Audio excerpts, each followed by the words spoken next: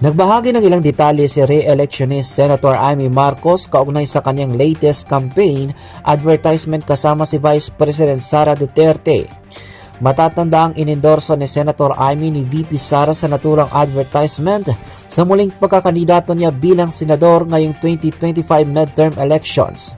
Sa isinagawang virtual conference nitong Martes, Abril 15, sinabi ni Senator Amy na si VP Sara umano ang utak sa likod ng advertisement.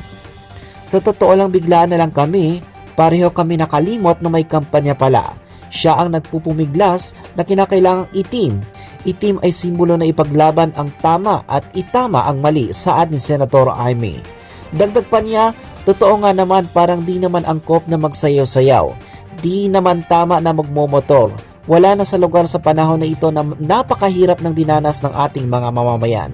Bukod dito, nagpahayag din ang senadora ng lungkot sa kasalukuyang ugnayan nila ng kapatid niyang si Pangulong Ferdinand Bongbong Marcos Jr.